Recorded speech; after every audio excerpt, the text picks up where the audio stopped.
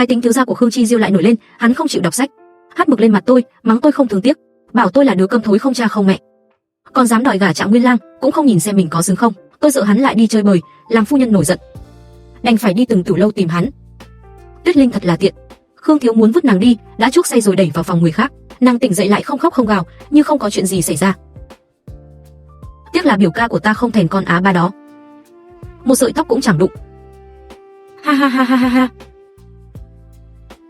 Cô nương, chủ tử vẫn còn đợi cô hồi âm đấy. Bức thư viết, nàng nhầm ta thành Khương Chi Diêu, đã hủy thanh bạch của ta, có nên chịu trách nhiệm. Chủ tử mà cậu ấy nói chính là biểu ca của Khương Chi Diêu, Lệnh Trường Uyên. Nghĩ tới chuyện đêm đó, tôi lại đỏ mặt. Tôi cầm bút than viết lại một chữ.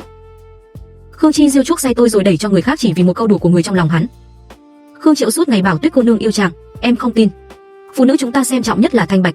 Nếu chàng đem thanh bạch của nàng ra đùa mà nàng vẫn không rời chàng, đó mới thực sự là yêu thê thảm. Người đó, Khương Chi Diêu liền lập sòng bài với họ, xem ta cuối cùng có bỏ đi hay không. Hôm đó tôi từ phòng người ta bước ra, quả nhiên không khóc không gào. Ha ha ha ha, các ngươi thua rồi, thua hết rồi. Đám công tử nhà giàu có tiền thật, một ván cá đã thắng được 100 lượng bạc. Tôi đưa tay xin bạc, đem ta ra làm cược, cũng phải cho ta chút lợi lộc chứ, nhìn dáng nghèo kiết xác kia. Khương Chi Diêu mắng tôi nghèo kiết, vẻ bố thí ném tiền cho tôi. Sống ở kinh thành không dễ, có tiền này tôi có thể thuê một căn nhà tốt rồi. Tôi bình tĩnh hồi thư xong, tiểu tứ nhận thư rồi chạy đi. Trong phòng, Khương Chi Diêu lại đánh cuộc với người ta, lần này cá xem bao lâu tôi sẽ tìm thấy hắn. Tôi tính thời gian rồi đẩy cửa vào. Khương Chi Diêu đắc ý nhướng mày, thấy chưa? Vừa đúng 1 canh giờ chuẩn không sai. Cái mũi của con Á Ba này như mũi chó, ta dù trốn trong cái hở, nó cũng tìm được ta ra. Ha ha ha, Khương Chi Diêu lại thắng cược. Tôi lấy 50 lượng từ tay hắn. Khương Chi Diêu choàng vai tôi cười cợt, sao không thể rời ta vậy hử? Tôi cúi đầu cất bạc cẩn thận. Tôi đâu phải không rời được hắn, mà là không rời được số bạc hắn cho. Học y ở kinh thành tốn quá nhiều tiền, ở nhờ nhà họ Khương giúp tôi tiết kiệm được không ít. Giúp ta đánh cược một lần nữa được không? Lần này nếu thắng, họ phải đền ta một căn nhà có suối nóng, sau khi chúng ta thành hôn, ta đưa nàng đến ở. Tôi gật đầu đồng ý. Đây là lần thứ 3 Khương Chi Diêu đem tôi ra làm cược, lần này hắn cá với bạn bè về tình yêu của tôi dành cho hắn. Tuyết Linh, chúng ta thoái hôn đi. Tương lai Phương Ninh làm vợ, nàng làm thiếp, sao nào? Tôi lập tức đồng ý. Ngay tại chỗ viết thoái hôn thư, hôm nay tỉnh đoạn, dục toại nan toàn. Tuyết Linh và Khương Chi Diêu kiếp này không còn vướng bận, tự ai nấy gả. Nếu vì việc này mà đoạn cốt cắt tóc, vĩnh đọa khổ hải. Đóng kịch thôi mà. Viết nhiều vậy làm gì, chẳng lẽ nàng thật muốn thoái hôn với ta? Ha ha ha ha, trời ơi. Tuyết Linh thật yêu Khương thiếu đến mức không cần thể diện. Ha ha ha, tự nguyện hèn hạ vậy mà. Khương Chi Diêu đắc ý nhướng lông mày, không chần chừ, ký tên mình lên thoái hôn thư. Tôi nhanh chóng cất kỹ thoái hôn thư, quay người rời đi. Khương Chi Diêu phía sau cười nhạo, nghĩ chắc tôi lại tìm chỗ nào đó khóc. Cô ấy đó, đúng là yêu ta thê thảm. Ra khỏi cửa, tôi đếm bạc trong tay. Đã đủ 200 lượng, tôi lập tức tới nha môn chuyển hộ tịch. Có giấy hộ tịch, không cần ai bảo lãnh, tôi có thể tự do thuê nhà. Lần này thắng được một căn nhà, tâm trạng Khương Chi Diêu cực kỳ tốt, hiếm khi hắn chịu nghe lời ngồi ở nhà đọc sách, lật xem sổ tài sản của nhà, hỏi, Tiểu Á, Dĩ lễ nàng muốn gì, đừng nói gì kiểu đòi bạc đòi nhà. Vừa nghèo vừa tục. Tôi né một bên hồi thư cho người khác, kệ hắn. Bên kia cũng đang hỏi tôi muốn xin lễ gì, tôi mở mồm sư tử đòi 200 lượng bạc. Một căn nhà nhỏ, Khương Chi Diêu thấy tôi không thèm để ý, kết quả vẻ chê bai, sớm đã chuẩn bị cho nàng rồi, 2 vạn lượng bạc. Thời gian phổ phiến, 3 căn nhà, đừng nhắc những thứ tục tằn đó. Nghĩ kỹ đi, có gì trước kia nàng muốn mà không có được dù là mặt trăng trên trời. Ta cũng hái xuống cho nàng, tôi nghĩ đây không phải là làm khó người sao đòi bạc không được. Nhất định phải bắt tôi đòi mấy thứ kỳ quái, tôi vắt óc suy nghĩ. Lại cẩn thận viết thêm, muốn bánh đào phiến Giang Nam. Lại thấy em nó ăn, tôi chỉ có thể trốn nơi tối mà nuốt nước miếng, trong lòng mong nó rớt xuống đất một miếng. Đợi nó đi rồi, tôi mới dám chạy lại, nhặt vài mảnh vụn dưới đất nếm thử. Cũng không biết bánh đào phiến nguyên vẹn có vị thế nào. Khương Chi Diêu ném cho tôi một mẩu giấy, giục tôi trả lời hắn. Tôi liền viết một câu, muốn mặt trăng. Câu này làm Khương Chi Diêu tức điên. Hắn đi tới véo má tôi, ra thật chiều nàng quá. Sao nàng không nói móc tim ra cho nàng luôn đi, ta lấy thứ đó làm gì? Vừa bẩn vừa hôi vừa không đáng tiền, mau lên. Thật tình nói một xính lễ đi, tôi nghĩ rồi viết 2 vạn lượng bạc. Thời gian phổ phiến, 3 căn nhà, Khương Chi Diêu liền ôm bụng cười lớn, ha ha ha. Nàng đúng là dám mở miệng đó, Tiểu Á Ba, soi gương đồng đi, xem nàng có xứng không. Tôi không thèm để ý hắn nữa, tôi nghĩ thầm, ngươi loại người tệ hại như ngươi mà xứng có nhiều tài sản vậy, sao ta không xứng? Ta còn trẻ, lại chịu phấn đấu, đợi ta thi đỗ quan y tự. Tiền đồ vô lượng, ta sẽ luôn tiến về phía trước, còn Khương Chi Diêu sẽ mãi mãi tệ hại như vậy. Ta nhớ năm 12 tuổi, nàng bệnh, nói mê muốn ăn bánh đào phiến. Hay là ta cho nàng 100 cân bánh đào phiến làm sính lễ là được, ha ha ha. Tôi nhích ra, sợ bị cái ngu ngốc của hắn lây sang. Thấy tôi hoàn toàn không để ý nữa, hắn lại giả vờ đọc sách. Nhưng người tại thư phòng mà tâm đã bay vào lòng Lưu Phương Ninh. Hai người viết nhiều câu tình tứ, tôi giả như không thấy. Tôi liếc nhìn bàn sách, những bức thư đó vẫn còn kẹp trong sách thánh hiền. Khương Chi Diêu có chút hổ thẹn. Lưu Phương Ninh chỉ là thứ nữ do ca cơ sinh, ta chỉ coi nàng ấy như tỉ muội. Sau này nàng là vợ ta, không cần vì nàng ấy mà tức giận. Khương Chi Diêu nói xong, vẻ chán ghét phất tay áo. Cái yếm đào của Lưu Phương Ninh từ tay áo hắn rơi xuống, tôi thấy ghê tởm. Ôm thư của mình chạy đi, Khương Chi Diêu phía sau gầm lên, cấm. Lại đến trước mặt mẹ ta khóc, làm ta bị mắng hắn nói sai rồi. Từ khi tôi tuyệt vọng với hắn, chỉ muốn lừa tiền từ người hắn, không bao giờ rơi một giọt lệ vì hắn nữa. Tôi đưa thư cho tiểu tứ ở cửa sau, tiểu tứ bưng một bát canh nóng hổi. Cẩn thận đưa cho tôi. Hôm trước cô đến phủ làm khách, chủ tử thấy cô uống thêm một bát. Hôm nay đặc biệt sai tôi đem đến. Nếu cô thấy ngon, thì cho người đầu bếp đó đến. Tôi vội vẫy tay từ chối, tôi suy nghĩ một chút, rồi rút bút than ra, viết thêm trong lòng, không cần gửi đầu bếp. Gả qua đó rồi có thể uống mỗi ngày. Đợi mười mấy ngày, hộ tịch cuối cùng cũng làm xong. Tôi lập tức thuê nhà chuẩn bị dọn ra. Khi dọn đồ mới phát hiện sống 8 năm, căn phòng này lại đầy ắp đồ đạc. Khương Chi Diêu từng cười tôi, ngoài gả cho ta, nàng còn đi đâu được nữa, nếu đi, đồ đạc cũng không dọn nổi. Nhưng thật sự muốn đi cũng rất nhanh, hôm nay dọn một ít, ngày mai dọn một ít. Đồ tích trữ 8 năm cũng chỉ 3 ngày là dọn xong. Cũng như tình cảm 8 năm của tôi với Khương Chi Diêu, chỉ một hơi thở là sạch trơn. Một người muốn buông bỏ, không phải xem thời gian đủ không, mà xem quyết tâm có đủ không. Bây giờ, trên đa bảo các chỉ còn lại những thứ Khương Chi Diêu tặng. Vừa mới chuyển vào, thấy phòng tôi trống trải, hắn liền không vui. Không nói lời nào kéo tôi qua phòng hắn dọn đồ. Lọ sứ xanh hoa giá vạn vàng, sư tử ngọc hòa điền nghìn vàng khó mua. Bình phong gỗ đàn vô song thiên hạ, cái gì quý báu thì lấy cái đó. Cuối cùng cầm một chiếc mai bình tới, quản gia ra mặt khuyên ngăn, thiếu gia, đây là tiên hoàng ngự tứ, không thể tặng được. Ai ngờ Khương Chi Diêu một cái đập vỡ lọ hoa đó dưới chân quản gia. Quản gia sợ trắng bệch mặt, run lẩy bẩy dưới đất. Các hạ nhân từng khinh tôi cũng quỳ theo xuống. Các ngươi đều là phường đạp thấp tâng cao. Trong lòng nghĩ Tuyết cô nương từ Giang Nam tới là côi nữ, nên khinh thị, nhưng ta nói cho các ngươi, ta nợ cha nàng một mạng. Nàng giờ là vị hôn thê của Khương Chi Diêu ta, là nửa chủ tử nhà họ Khương. Lúc đó lòng tôi ấm áp, nghĩ rằng nếu tương lai thật sự gả cho Khương Chi Diêu, tôi cũng vui mừng. Về phòng, tôi lén nhìn hắn một cái, kìm nén nhịp tim. Trên giấy viết, hôn sự chúng ta định lúc nào sao ta không biết. Mẹ ta ép ta đó. Bà ấy nói, cha nàng cứu ta phải đền mạng, ta phải chịu trách nhiệm cho tương lai nàng. Hóa ra là vậy, trái tim hơi dao động của tôi không còn dao động nữa, dần dần chìm xuống. Nàng tưởng ta thèm cưới một con quê mùa nhỏ mọn như nàng à? Hơn nữa, người ta hâm mộ là Lưu Phương Ninh, đệ nhất tài nữ kinh thành. Loại như nàng, không bằng một ngón tay của nàng ấy. Người ngoài đều tưởng hôn sự này do tôi cầu xin, nhưng rõ ràng là Khương Chi Diêu tự đề ra. Bây giờ tính toán chuyện này cũng vô nghĩa. Từ đêm hắn đẩy tôi vào phòng Lệnh Trường Uyên, tôi đã hoàn toàn tuyệt vọng với hắn. Lệnh Trường Uyên là biểu ca của Khương Chi Diêu, 25 tuổi vẫn chưa thành thân. Hắn thiếu niên phong vương, lên cao vị nhiều năm, tích uy thâm trọng, nhưng kỳ lạ là Khương Chi Diêu sợ chàng, còn tôi thì không sợ. Mỗi lần tôi bị Khương Chi Diêu trêu tức trốn đi khóc, luôn là Lệnh Trường Uyên tìm thấy tôi đầu tiên. Chàng không bao giờ an ủi tôi, cũng không hỏi tại sao khóc, đợi tôi khóc đủ, Lệnh Trường Uyên đưa khăn cho tôi lau mặt, lại tặng tôi một viên kẹo ngọt ngào, có khi vị quýt, có khi vị đào. Lệnh Trường Uyên nói tôi cứ gặp chàng là tránh đi, là sợ chàng phải không, thật ra không phải, là tôi xấu hổ, khóc thì đầy đầu uất ức. Không thấy gì khác cả, khi bình tâm trở lại, lại thấy không thể đối diện thản nhiên với Lệnh Trường Uyên, nên trốn tránh chàng. Đêm đó Khương Chi Diêu chuốc say tôi, đẩy vào phòng Lệnh Trường Uyên, tôi say mà không say.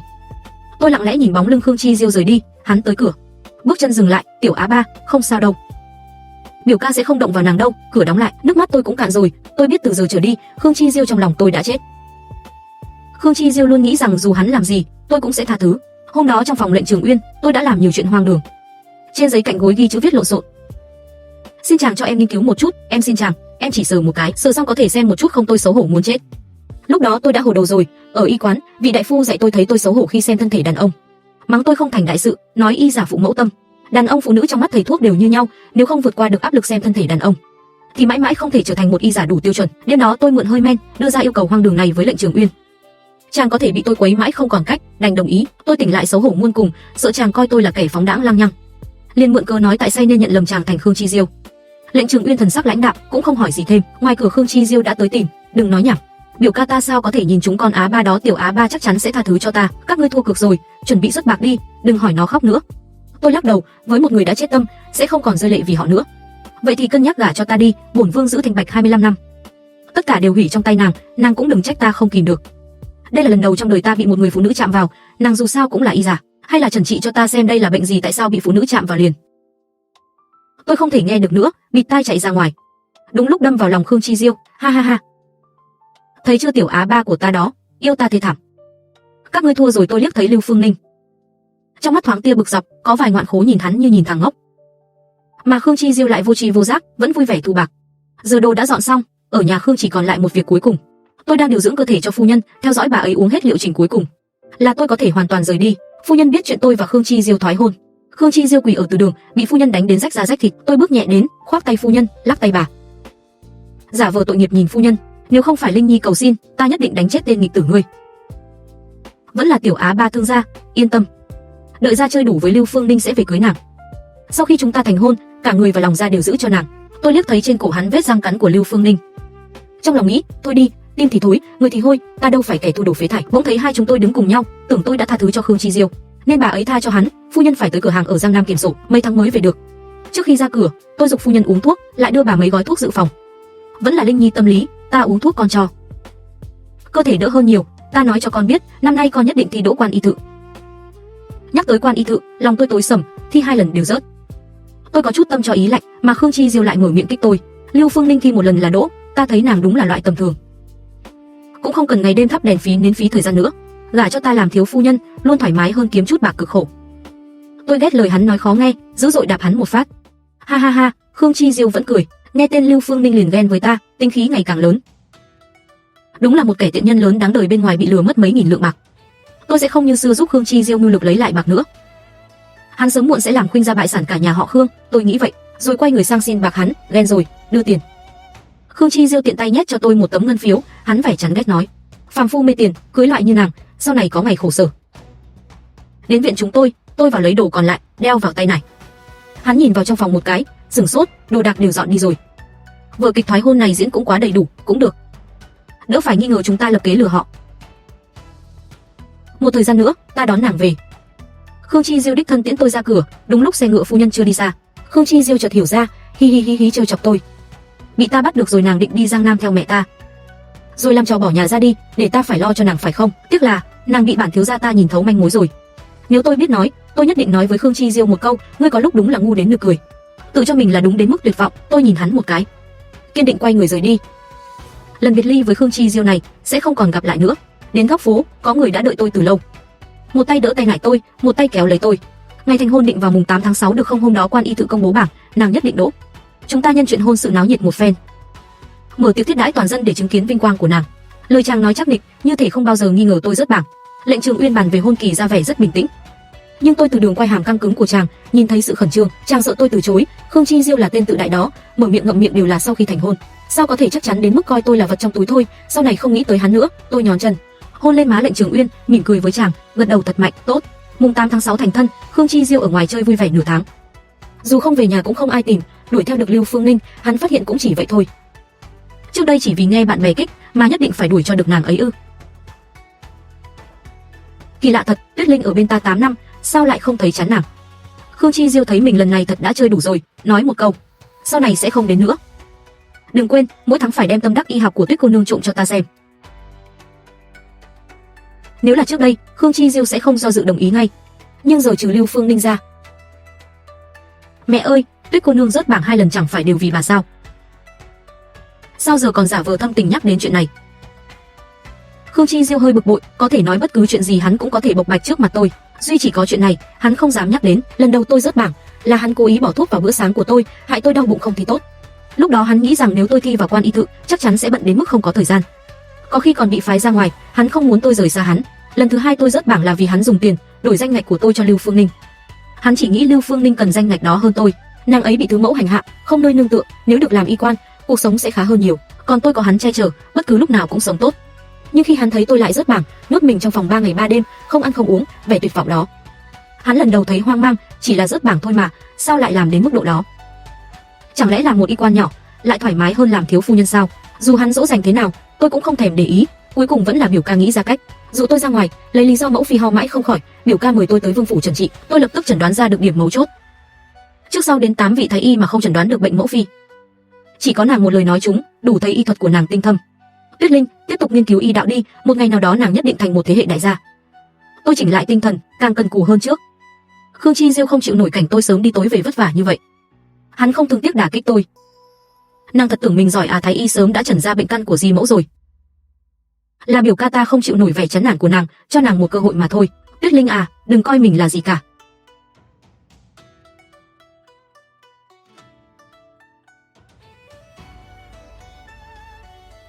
Ngươi tự không cầu tiến, còn muốn kéo Tuyết Linh xuống vũng bùn. Dù trước đó thái y đã chẩn ra, nhưng Tuyết Linh quả thật cũng nhìn ra bệnh chứng. Sao ngươi lại tùy tiện hạ thấp y thuật của nàng, phủ định nỗ lực của nàng? Có sự cổ vũ của biểu ca, tôi ngày càng chăm chỉ. Tôi làm học đồ ở y quán, dần dần cũng thuần thục bắt mạch, trong kinh thành cũng có chút danh tiếng. Thậm chí có khi biểu ca còn dẫn tôi vào cung để tôi chẩn trị cho các nương nương. Cứ đợi đi. Đợi Linh Nhi thi vào quan y tự, phi hoàng đằng đạt rồi, chắc chắn sẽ không thể ngươi loại lãng tử này nữa.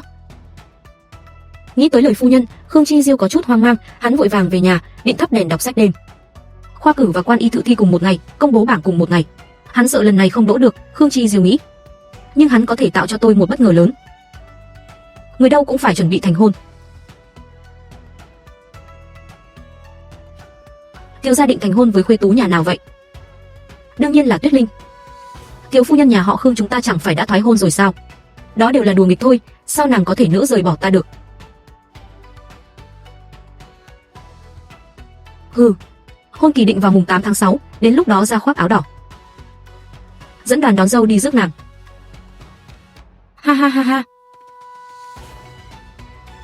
Lần này không phải gây tiếng vang khắp nơi sao trở thành một giai thoại. Tôi theo lệnh Trường Uyên tới Vương phủ thăm Thái Phi là tỷ tỷ ruột mẹ Khương Chi Diêu. Cũng là người nhìn tôi lớn lên, bà biết lệnh Trường Uyên định cưới tôi. Chuyện này làm ầm ĩ lắm. Nếu mẫu phi có bạn thì cứ đừng nói. Sao thế, cưới vợ rồi, con còn muốn đuổi cả mẹ ruột này đi luôn à? Tôi tiến lên đỡ vai Thái Phi nắm tay tôi. Giận dữ nói, một chút cũng không tâm lý bằng Linh Nhi. Ta nhìn nó lớn lên, biết nó là đứa trẻ tốt, sao lại không vừa ý chứ? Chỉ là nó muốn gả vào nhà ta, có vài nghi vấn cần phải nói rõ. Nếu không, tương lai khó tránh sinh ra hiềm khích. Con một thằng đàn ông, hiểu sao được nỗi khổ của một người vợ kẹp giữa chồng và mẹ chồng, bị giáp công, ngày tháng khổ sở thế nào. Tôi hiểu rồi, Thái Phi có lời muốn hỏi, lệnh Trường Uyên bảo tôi ngồi xuống. Đích thân rót trà cho tôi. Ta chỉ hỏi con một chuyện. Cha con thật sự vì cứu Chi Diêu mà chết sao cách 4 năm, tôi không ngờ. Tôi lại phải hồi tưởng lại chuyện hôm đó, có lẽ Thái Phi biết lệnh Trường Uyên định cưới tôi, lại phái người đi Giang Nam điều tra kỹ lưỡng một số chuyện. Lệnh Trường Uyên nghe câu này, vụt một cái đứng dậy muốn đưa tôi đi. Tôi lắc đầu, biểu ca. Em nguyện ý nói sự thật với Thái Phi. Một câu này khiến Thái Phi giật mình. Lệnh Trường Uyên từ 2 năm trước đã bắt đầu tìm thầy thuốc cho tôi. Cuối cùng cũng mời được Lâm đại phu tới kinh thành, 3 tháng gần đây. Lâm đại phu kê thuốc, thử châm cho tôi. Tôi đã dần dần có thể mở miệng nói chuyện. Lâm đại phu nói, độc trong người con chưa sạch, không nên vội nói. Độc gì cơ, là độc do cha con đổ vào miệng. Cha tôi là một con bạc, cũng là một lính canh thành, hắn nợ một đống nợ. Bị người ta chặn trong nhà, tôi nghe hắn mưu mô với người ta, tham gia buôn bán muối lậu, có người kéo tôi từ phòng ra, dao kề vào cổ tôi, con bé này, nghe được bí mật của chúng ta rồi, phải giết nó. Vậy ai sẽ giặt giũ nấu ăn cho ta, câm nó là được. Câm là được, 4 chữ đó định đoạt số phận tôi, cha tôi đích thân đổ vào miệng tôi một bát thuốc câm. Tôi không cầu xin, vì biết cầu cũng vô ích. Đợi họ đi rồi, tôi lập tức chạy đến nhà xí, móc họng nôn ra hơn nửa, tôi vẫn có thể phát ra âm thanh yếu ớt. Từ đó, tôi lén lút tập nói nơi không người. Nhưng dư độc chưa sạch, giọng tôi đã bị tổn thương. Sau này cha tôi phát đạt, cưới kế mẫu sinh em trai, họ tiếc tiền không thuê nha hoàn. Mọi việc đều đè lên vai tôi. Ban ngày phải ra sông giặt quần áo lạnh cóng, hai tay tôi sưng to như củ cải. Nấu cơm không ngon thì bị đánh, nấu ngon rồi họ ăn không chừa cho tôi mấy miếng. Đêm khuya tôi đói bụng, quấn chăn cứng đờ, co quắp trên giường lạnh lẽo. Không dám nhắm mắt, sợ nhắm mắt rồi không tỉnh lại nữa. Mãi đến năm 16 tuổi, mùa đông năm đó, tôi mới mơ hồ thấy mùa xuân tới nhanh hơn một chút. Cha tôi nói kinh thành có người tới điều tra án muối lậu, là lệnh Trường Uyên và Khương Chi Diêu, đi theo cùng du lịch Giang Nam. Khương Chi Diêu lúc đó vừa 16 tuổi, là một công tử nhà giàu lòng tốt vô tận. Tôi đi cùng cậu ấy chơi khắp Giang Nam, cậu ấy thỉnh thoảng cho tôi chút bạc. Nếu ngươi là cô nhi, ta có thể đưa ngươi đến kinh thành. Tôi có thể là cô nhi mà vậy nên tôi biết rõ băng trên sông không chắc. Vẫn dụ Khương Chi Diêu đi xem đèn hoa trên sông vào ban đêm. Khi cậu ấy ngã xuống, cha tôi lập tức nhảy ra, còn là đứa chết tiệt này có chủ ý. Nếu ta cứu được vị công tử phú quý này, đó sẽ là đại công lao. Hắn nhảy xuống cứu Khương Chi Diêu lên, nhưng tự mình lại mất sức lực, chết trong dòng nước lạnh giá. Khi người ta vớt xác hắn lên, tôi khóc chạy đến, nhân lúc không ai chú ý, rút cây kim bạc cắm ở huyệt bắp chân hắn ra. Cha tôi cuối cùng cũng chết rồi. Tôi khóc đến gần như ngất xỉu, người khác chỉ tưởng tôi hiếu thuận. Việc tiếp theo dễ giải quyết hơn nhiều, chỉ cần để Khương Chi Diêu biết tôi sống thế nào ở nhà. Đương nhiên phải cần khốc liệt hơn một chút, vậy nên đêm đó tôi cố ý không nhóm được lửa, khói lửa làm cả phòng đầy khói. Kế mẫu đuổi tôi ra, bắt tôi sống ngoài viện. Nhưng tôi không cẩn thận, đốt cháy áo gấm yêu thích của bà ta. Bà ta hét lên một tiếng, cầm kẹp lửa định đánh tôi. Khương Chi Diêu vừa đến lúc đó, bênh vực tôi. Ta đưa nàng đi, rời khỏi ngôi nhà cũ này. Kế mẫu lừa được cậu ấy hàng trăm lượng bạc, cậu ấy ép kế mẫu viết khế thư. Tôi ngồi trên xe ngựa đi đến kinh thành, ôm chặt lấy mình. Tôi biết mùa đông của mình cuối cùng cũng qua rồi. Mùa xuân thuộc về tôi đến muộn một chút, nhưng rốt cuộc cũng đến. Thái phi, là con hại chết cha mình. Nếu người thấy con không xứng gả vào vương phủ, con sẽ đi ngay. Ai ngờ Thái phi khóc không kiềm chế được, ôm tôi vào lòng. Ai nói con không xứng, ta là người đầu tiên không tha cho hắn. Phải rồi, con nói nhiều thế cổ chắc khô, đến giờ uống thuốc rồi. Mau đi uống thêm, uống thêm. Thật ra ngày đó, em vì sao rút kim bạc cho ta? Những năm này em thấy lệnh Trường Uyên là chạy, còn một lý do nữa. Là em hổ thẹn, hồi đó sau khi em giết cha mình. Quay đầu lại thấy lệnh Trường Uyên đứng ngoài đám đông, lặng lẽ nhìn em. Lúc đó thủ đoạn sắc máu chàng điều tra án muối lậu chấn động cả Giang Nam. Từ miệng Khương Chi Diêu, em đã biết vị vương gia trẻ này là người tỉ mỉ, chàng nhất định đã nhìn thấu thủ đoạn của em là giả mạo. Lúc đó ta vừa giết bọn buôn người đến mấy trăm người, em chỉ giết một người. Ta cũng không thấy là chuyện gì to tát. Nói đến đây, sau khi về kinh, Khương Chi Diêu cứ đem em đến vương phủ chơi, còn thỉnh thoảng đến ở lại. Hắn miêu tả ta như hung thần ác sát, vì sao em lại không sợ? Chàng thấy em giết người còn tha em, sao có thể là người ác chứ? Lệnh Trường Uyên quay đầu nhìn tôi, nhìn trái nhìn phải, không thể kìm nén được nữa, cúi đầu hôn lên trán tôi. Khoảnh khắc này chúng tôi đã hiểu lòng nhau. Chàng từ khi quen tôi đã biết bản chất linh hồn tôi. Người ngoài có vu cáo chàng bao nhiêu cũng không ảnh hưởng đến nhận định của tôi. Lệnh Trường Uyên bận chuẩn bị cưới, tôi bận chuẩn bị thi, Thái phi bận sắp xếp vương phủ. Trong vương phủ, suốt ngày có vô số người ra vào. Cả kinh thành đều biết, vị vương gia 25 tuổi vẫn chưa lấy vợ này cuối cùng cũng sắp thành hôn. Khương Chi Diêu đang chọn vải ở tiệm gấm, nghe tin này thì sững người. Vương gia nào? Ha ha, tất nhiên là biểu ca của Khương thiếu gia. Vị Ninh Vương điện hạ lừng danh của chúng ta. Tốt thật, biểu ca lấy vợ mà còn không báo cho ta. Vương phủ khắp nơi tràn ngập hỉ khí, hoa cỏ rực rỡ. Thật không giống cái nhà lạnh lẽo trước đây. Đừng đi bên đó, Vương phi đang tắm. Ồ, mỗi thứ đem ra đều là bảo vật giá trị liên thành. Biểu ca này định cưới người đẹp tựa tiên đó. Quản gia sợ tiểu tổ tông này làm hỏng sính lễ, vội vẫy tay cho người dọn đồ đi. Khương Chi Diêu sờ danh sách sính lễ trong lòng, thấy có chút không lấy ra nổi. Nhưng nghĩ lại, Tiểu Á Ba là loại người nào, sao có thể so với vương phi của biểu ca? Ta dù không cho một xu, Tiểu Á Ba cũng phải cảm ơn ta. Khương Chi Diêu len lén trốn ra sau viện, xa xa thấy một cô nương mặc áo công chúa, ngồi bên hồ, vừa đọc sách vừa cho cá ăn, chỉ nhìn bóng lưng cũng thấy đẹp tuyệt vời. Sao càng nhìn càng thấy hơi quen. Thói quen đó lại giống y hệt Tiểu Á Ba. Khương Chi Diêu từ xa nhìn kỹ, nghe tiếng vương phi hơi khàn, hắn thở phào. Không phải Tiểu Á Ba, cũng phải, sao có thể là Tiểu Á Ba? Hắn còn muốn nhìn nữa, Cao đại thị vệ lặng lẽ chắn trước mặt hắn, tóm cổ áo hắn ném ra ngoài. Vương gia đã dặn, nếu Khương thiếu gia không mời mà đến nữa, sau này sẽ đánh gãy chân người. Ta đến tìm dì mẫu mùng 8 tháng 6 ta thành thân, mời dì mẫu giúp ta thu xếp một chút. Sao trên hôn thiếp lại viết tên Tuyết Linh, người ta sớm đã thoái hôn với ngươi rồi. Ngươi còn ngu si gì nữa? Thái phi nhìn họ cùng lớn lên, đương nhiên biết những chuyện bậy bạ của Khương Chi Diêu, bà cố tình không cho hắn biết. Tôi sắp gả vào vương phủ, phải để hắn chịu khổ một chút. Khương Chi Diêu vội về nhà, quản gia gấp gáp nói: thiếu gia, phu nhân từ Giang Nam gửi thư về rồi. Tim Khương Chi Diêu bay lên ngay, hắn chạy thẳng đến thư phòng, thở hồng hộc, đời này chưa từng có sự nôn nóng nào như vậy. Hắn viết thư báo chuyện thành hôn cho mẹ, ngóng Tiểu Á Ba hồi âm, đẩy cửa vào. Nhưng trên bàn chỉ có một bức thư hồi âm. Là của mẹ, vậy à? Tiểu Á Ba vẫn còn giận ta đấy. Phải để nàng biết, giờ ta ngày ngày về nhà đọc sách, không còn đi chơi với Lưu Phương Ninh nữa, vậy nàng không mọc cánh từ Giang Nam bay về sao? Khương Chi Diêu nghĩ vậy, càng thêm đắc ý, mở thư ra xem, lại trợn mắt, sao thế này mẹ? Trong thư đầu đuôi mắng ta một trận, một cái là đoán ngay ta lại làm chuyện bậy bạ rồi. Làm Linh Nhi tức giận, cuối cùng lại khổ khẩu khuyên bảo: trái tim phụ nữ không chịu nổi ngươi cứ tới lui giày vò như vậy đâu. Vì ngươi đã hiểu ra rồi, thì hãy sống tử tế với Linh Nhi đi, đừng bậy bạ nữa. Nói tới nói lui, Tuyết Linh lại không cùng mẹ đến Giang Nam. Lập tức Khương Chi Diêu như bị sét đánh, hoảng đến hồn vía bay tán loạn. Cô ấy còn không biết nói, có thể đi đâu được. Có ai không, có ai không? Mau đi tìm người, lỡ Tuyết Linh xảy ra chuyện, bị người ta lừa bán đi thì làm sao bây giờ? Thiếu gia chớ vội, có lẽ Tuyết cô nương về nhà rồi. Nàng còn nhà nào nữa? Đúng vậy, Tiểu Á Ba đã không còn nhà từ lâu rồi. Hắn không phải đinh ninh tôi, rời nhà họ Khương sẽ không có chỗ nào để đi, mới luôn bắt nạt tôi sao? Nghe nói Khương Chi Diêu lật tung cả kinh thành tìm tôi, ngã xỉu giữa phố lớn. Mọi người đều khen hắn lãng tử hồi đầu vàng không nổi, là một kẻ đa tình. Tôi nghe chỉ coi như chuyện cười. Kỳ thi quan y thự sắp bắt đầu. Tôi đi đến cửa chuẩn bị ứng thí, quay đầu nhìn lại Đường Vận. Lệnh Trường Uyên đứng ở tầng 2 dõi theo tôi, chạm mắt tôi, chàng vẫy tay với tôi. Tôi hít sâu một hơi, vào trường thi, đến mùng 8 tháng 6, là ngày công bố bảng. Cũng là ngày chúng tôi thành hôn, mọi thứ ở Vương phủ đã chuẩn bị xong, treo đỏ khắp nơi, hỉ khí dương dương. Lệnh Trường Uyên thay y phục hỉ, quả thật tuấn mỹ vô song, em muốn tự đi xem bảng. Nếu lại rớt bảng, em không dám gả xuống. Được, ta dẫn đoàn đón dâu đợi ở đầu đường. Theo lệ thường, phu quân phải đến nhà cô dâu đón dâu, nhưng tôi không có nhà. Nếu tôi thi đỗ quan y thự, nơi đó chính là quê hương mới của tôi. Khi tôi đi xem bảng, đã có rất nhiều người, tôi thấy tiểu tứ nhà họ Khương chen lên phía trước. Nhìn quanh, lo lắng đi vòng. Thiếu gia hôn mê đúng lúc không tốt, Tuyết cô nương chắc chắn sẽ đến xem bảng, khi nào người mới tỉnh. 2 lần xem bảng trước, tôi đều đứng ở hàng đầu sớm, nhưng chỉ riêng lần này, tôi đứng phía sau, người quan y thự ra dán bảng. Đám đông sôi nổi lập tức im lặng. Chúc mừng Tuyết Linh Tuyết cô nương đỗ trạng nguyên. Là cô nương nhà ai vậy, gần như môn nào cũng đỉnh, trời ơi. Đám đông ầm ầm náo lên, tôi quay người chạy về đầu đường.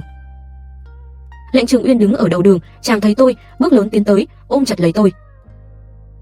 Lệnh Trường Uyên, em đỗ rồi. Tốt, tốt, tốt, tôi cảm nhận được chàng cũng thả lòng. Liền trêu chàng không phải sợ em không thi đỗ, mà hối hôn không cưới chứ. Ta sợ em chê ta, loại như ta. Nếu không đầu thai tốt, sinh ra là vương tôn quý tộc, có tư cách gì cưới được cô nương như em. Thiên phú trác tuyệt, cần cù nỗ lực, làm ta hổ thẹn, lại khiến ta kiêu hãnh. Tôi nắm chặt tay chàng, mắt ngấn lệ nói: chúc mừng chàng trở thành phu quân của Tuyết Linh. Ha ha ha, đi. Đón Vương phi về phủ. Khương phu nhân vội vã trở về. Vừa vào cửa, thấy Khương Chi Diêu hèn mọn nằm trên giường, sút mất một vòng lớn không nói, tiêu tụy như một kẻ ăn xin. Bà có chút xót xa, sớm tử tế với Linh Nhi thì đâu có chuyện này. Đứa con trai này bà rõ, từ nhỏ đã được cưng chiều hư, người vây quanh hắn quá nhiều, người có mục đích cũng quá nhiều, hắn luôn sợ chân tình lại bị lừa gạt. Càng thứ gần gũi càng phải đẩy ra xa. Rõ ràng trong lòng yêu Tuyết Linh đến điên cuồng mà miệng vẫn nói lời cay nghiệt. Dậy mau. Khương phu nhân hắt nước lạnh vào mặt hắn, Khương Chi Diêu mới chậm rãi tỉnh. Người đâu, hầu hạ thiếu gia tắm rửa, hôm nay Linh Nhi đỗ đầu bảng. Cho dù ngươi nhất thời không tìm thấy nàng, ở quan y thự cũng có thể gặp lại. Khương Chi Diêu mới có chút tinh thần, tự hào nói, ta biết mà. Nàng nhất định đỗ cao. Khương phu nhân lườm hắn. Bây giờ chuyện quan trọng nhất là biểu ca ngươi thành thân, chúng ta phải đi chúc mừng. Hôm nay con cũng phải thành thân với tiểu Á Ba mà. Đi đi, người ta bị ngươi làm chạy mất rồi, đi cưới ma đi. Đến Vương phủ, nghi lễ đã bắt đầu. Khương Chi Diêu thấy Lệnh Trường Uyên dắt tay tân nương đang bước qua bồn lửa, hắn đứng gần, thấy trên tay tân nương có vết sẹo hình trăng lưỡi liềm. Khương Chi Diêu sững người, hắn nhớ rất rõ, trên tay tiểu Á Ba cũng có vết sẹo như vậy. Lại nhìn dáng người tân nương, giống y hệt tiểu Á Ba, tim Khương Chi Diêu treo lên. Hắn bất giác kêu lên một tiếng, nhưng tiếng nhạc vọng át đi giọng hắn. Hắn rõ ràng thấy bước chân tân nương khẽ dừng lại. Mẹ, đó là tiểu Á Ba của con, sao có thể gả cho người khác chứ? Khương Chi Diêu thực sự đi tìm tân nương, hắn như mất hồn mất vía, đầy mặt nước mắt mà không tự biết. Miệng phồng rục vỡ ra chảy máu, Khương phu nhân hoảng đến chết khiếp. May mà thị vệ lặng lẽ tiến đến, một chưởng đánh hắn ngất rồi mang đi. Tôi và Lệnh Trường Uyên trải qua 15 ngày tân hôn rồi, mỗi người tự bận rộn.